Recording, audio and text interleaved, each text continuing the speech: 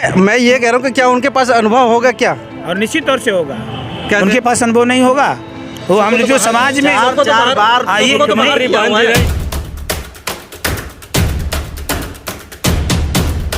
कि 4 बार बहन जी मुख्यमंत्री रही हैं, क्या पहले जो कि मंत्रिमंडल के नाम का घोषणा की थी क्या?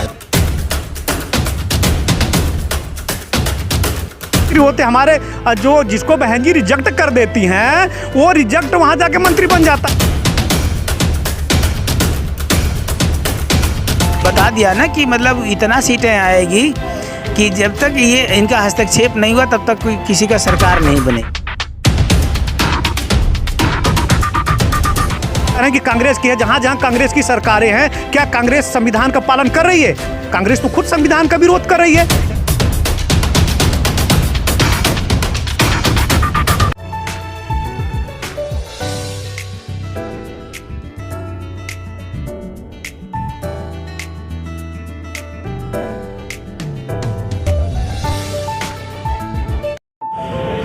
तो साथियों नमस्कार, मैं संतोष कुमार अम्बेश और प्रयागराज से देख रहे थे लाइव जो आवाज़ का जो प्रोग्राम हुआ है, एक दिवसीय सेमिनार, मंडल सेमिनार।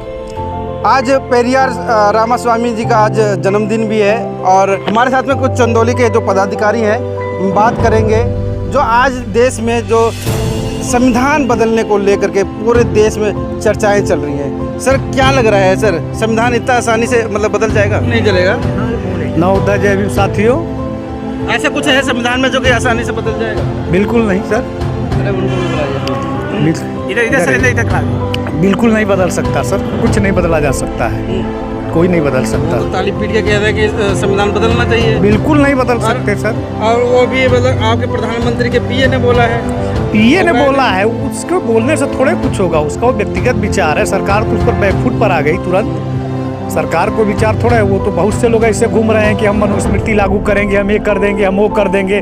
किसी की हिम्मत है तो कुछ करे। पहले तो उनके ऊपर कार्रवाई होनी चाहिए कि अगर भोजन के ऊपर प्रताड़ित तो कर रहे हैं ना, जूते में पेशाब पिलाया जा रहा है, मुंह पे थूका जा रहा है, कहीं पे मतलब कि महिलाओं के साथ में बलात्कार हो रहा है, भोजन महिलाओं के साथ में। हाँ, ये इस सरकार में ऐसी घटनाएं बढ़ गई हैं, दलित समुदाय के ऊपर बहुत सी जो अत्याचार बढ़ गए हैं और इसके पीछे कारण, जो मुख्य कारण है हमारी राजनीतिक एकता का अभाव। जो हमारे लोग जो बहुजन समाज के लोग हैं, बहुत से छोटे छोटे टुकड़ों में बटे हैं, बहुत से संगठनों में बटे हैं, उनके साथ साथ पार्टियां बहुत सी हैं। तो वो कुछ जो बहुजनों की पार्टियां हैं तो उन पार्टियों को खुद मिला लिए हैं। तो जो पार्टियां उस सरकार में शामिल हैं वो अभी बहुजनों पर हो रहे अत्याचार, चाहे वो दलित पर हो रहा है, चाहे आदिवासी पर हो रहा है, चाहे पिछड़े समाज पर हो रहा है, उनके लिए वो आवाज़ नहीं उठा रहे हैं। ऐसे ही लोगों को मान्यवर साहब ने जो है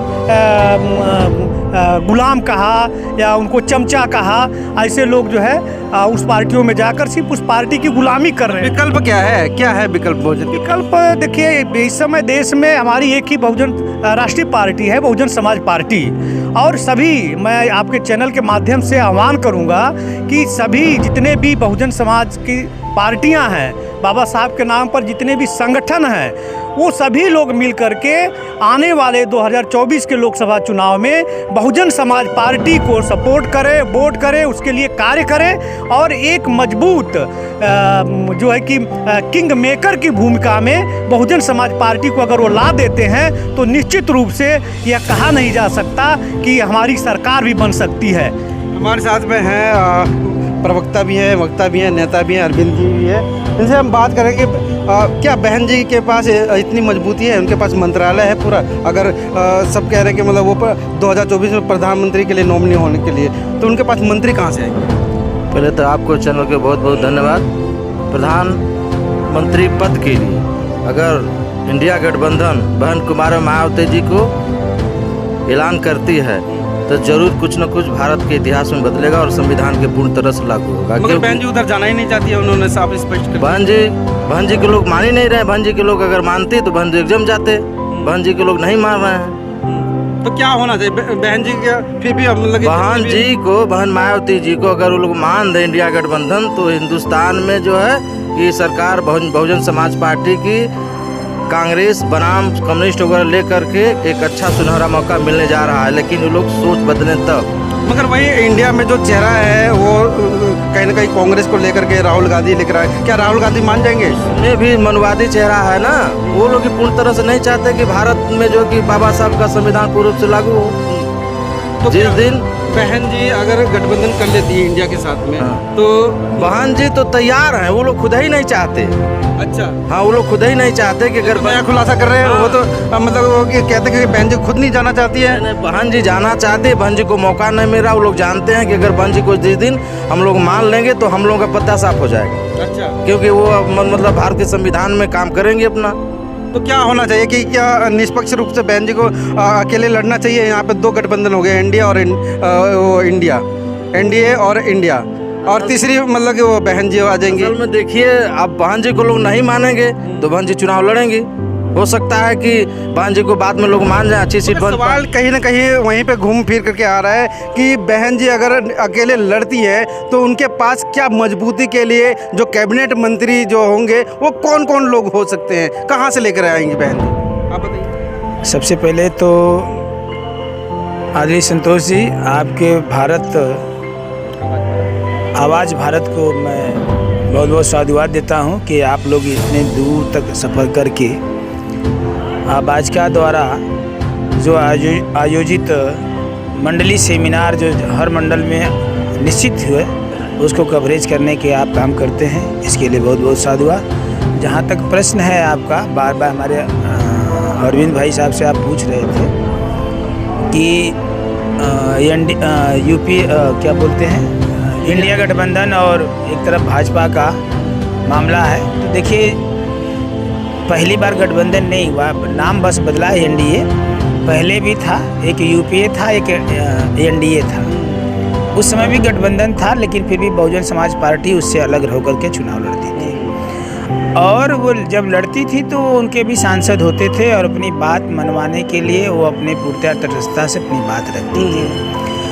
अब सवाल ये उठता है कि उसी गठबंधन के शासन सत्ता के में ही जब बहन जी शासन सत्ता से केंद्र से दूर भी रही, तब भी उन्होंने अपना जो रिजर्वेशन इन प्रमोशन था उसको उन्होंने एक सदन में पारित करवाया। दूसरे सदन में कुछ जो बहुजन के पार्टियां कही जाती हैं उन्होंने ही इसका विरोध किया, और जब इसका विरोध किया तो वो पारित नहीं हो सका। अब सवाल ये उठता है कि वर्तमान स्थिति में भी आप सबको पता है कि नेशनल स्तर पर, भारत स्तर पर जो बहुजन समाज पार्टी है वो तीसरे स्थान पर है, नेशनल पार्टी है। तो बहुजन समाज पार्टी का एक अलग आइडियोलॉजी है, ना बहुत हो हल्ला होता है, ना तो बहुत बड़ा उसमें मिरेकल टाइप का होता है, लेकिन ये साइलेंट रूप से काम, चूँकि हमारे महापुरुष कह गए हैं, मानवर कांशीराम साहब भी बोले हैं कि हमारे जो वर्कर हैं वो साइलेंट रूप से काम करते हैं। सीट मिले, उन्होंने कहा था कि सीट मिले या ना मिले, लेकिन आंदोलन चलते रहना चाहिए। तो ये पब्लिक तो कहीं ना कहीं वो डिमांड कर रही है कि बहन जी को अब तो बाहर आना चाहिए। कब तक, मतलब अभी भी मतलब कि नज़दीकी समय आ गया है, 2024 लगभग 1 साल भी नहीं है। कम से कम उनको तो फील्ड में एक दो बार तो ऐसी मीटिंग ले लेनी चाहिए। मीटिंग चल रही है, लगातार अनवरत चल रही है। अब को नज़र नहीं आ रहे ना, नज़र इसलिए नहीं आ रहे हैं कि आप जैसे लोग जो है कि कवरेज कर पाते हैं उसको दिखाते हैं, लेकिन जो बहुत बड़ा जो मीडिया का लोग जो बोलते हैं गोदी मीडिया है वो नहीं दिखा रही है। उसके लिए हम लोग क्या करें? लगातार बैठकें चल रही है, लगातार लखनऊ में, दिल्ली में बैठकें हो रही है। आकाश आनंद जी को बागडोर थमाला दिया गया है, वो लगातार कार्य कर रहे हैं। कहाँ नहीं मीटिंग चल रही है? आप उस भीड़ को देखिए, मध्य प्रदेश में हुआ, चाहे राजस्थान में हुआ, ये लगातार वर्किंग का ही तो दिन है। सोशल मीडिया पे छाई होती हैं, ज़्यादातर कहीं भी घटनाएं होती हैं, सिर्फ ट्वीट और ट्वीट ही चलता है बहन जी का। पब्लिक डिमांड करती है कि अगर इतनी बड़ी बड़ी घटनाएं हो तो वो क्यों नहीं आती हैं, सिर्फ बहन जी से ही पूछा जाता है। देखिए, जो ट्वीट की बात है, लोगों का ये भ्रम है कि बहन जी ट्वीट करके चुप हो जाती है। ऐसा नहीं है, उस ट्वीट का बहुत बड़ा असर होता है। मैं एक घटना बताऊं, मैं जनपद चंदौली से हूं और जनपद चंदौली के बरथरा ग्राम सभा है, चंदौली से 7 किलोमीटर दूर, और वहाँ दबंग सवर्णों द्वारा जो है दलित समाज की झुग्गी झोपड़ी जो झोपड़ियाँ थी उनको जला दिया गया। और हम लोग वहाँ देखने गए। हमको जब पता चला तो मैं उसके लिए, और एक और घटना थी, मिलाई में मजदूर दब गए थे, मैं तुरंत जो है प्रदेश कार्यालय को फ़ोन किया, और वहाँ पे आदरणीय मेवालाल जी ने फ़ोन उठाया और मैंने पूरी घटना को बताया।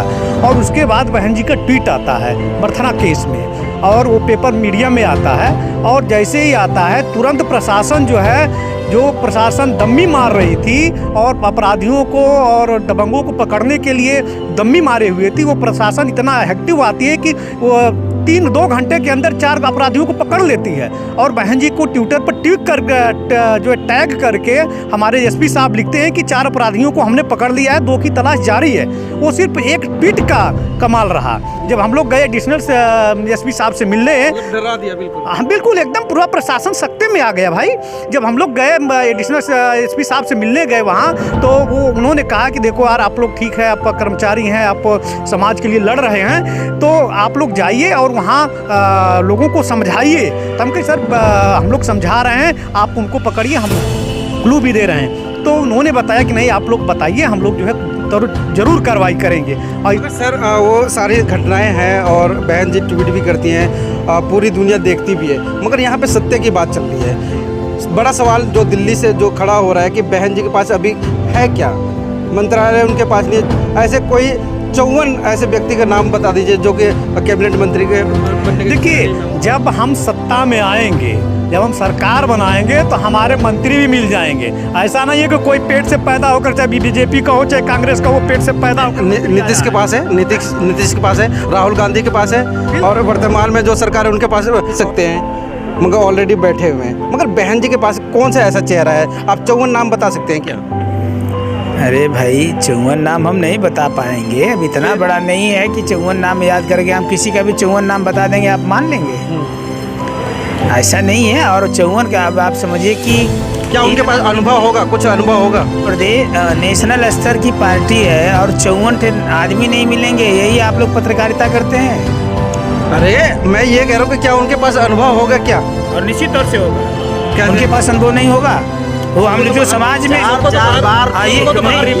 किसको बाहर किया हुआ? अरे मौर्य जी को बाहर कर दिया। तो मौर्य जी कौन का यहाँ का स्वयंभू है? मंत्री रहे, मौर्य जी यहाँ के स्वयंभू हैं। मौर्य जी जैसे पता नहीं कितने आते हैं इस पार्टी में और चले जाते हैं। मौर्य जी यहाँ के स्वयंभू नहीं है, और मौर्य जी से अच्छे लोग लीडर पड़े हुए हैं। सर कि 4 बार बहन जी मुख्यमंत्री रही हैं, का पहले जो कि मंत्रिमंडल के नाम का घोषणा की थी क्या? नहीं, फिर भी वो तो स्टेट लेवल के, वो स्टेट लेवल के है ना। बहुमत में आएंगे, सरकार हमारी बनेगी, तो हम दिखाएंगे कैसे कैसे विद्वान पढ़े लिखे लोग हम मंत्री उनको बनाएंगे। भाई, बीएसपी ने मौर्य जी को पैदा किया है, मौर्य जी ने बीएसपी को नहीं बनाया है। इतने होना चाहिए, अब क्या होना चाहिए? वर्तमान में बीजेपी सरकार में जिन मंत्रियों की आप बात कर रहे हैं, हमारे समझ से 2/3 मंत्री जो होंगे वो दूसरी पार्टी से होंगे। उसमें से अधिकांश जो है बसपा से निकले हुए बसपा के हैं। उनके पास कहाँ नेता है? अभी लोकसभा चुनाव आएगा तो बसपा से जितने नाराज होंगे या बसपा से निकाले जाएंगे,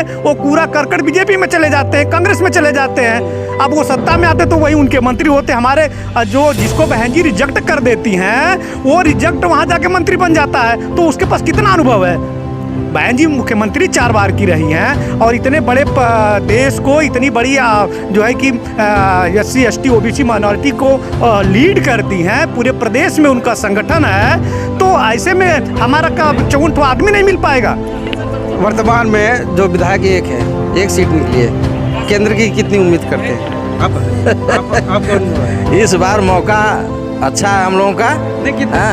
ये बताइए। अरे ही नहीं बताया जाएगा, आप लोग तो खुद ही जान जाते हैं। हाँ, ये कि हम लोग पोजीशन में अच्छे हैं। सीट इतनी आएगी कि सरकार बिना इनके हस्तक्षेप से नहीं बनेगी। सर वो तो दावा था 2022 में भी हो रहा था कि यूपी की सरकार हमारे बगैर बनेगी ही नहीं।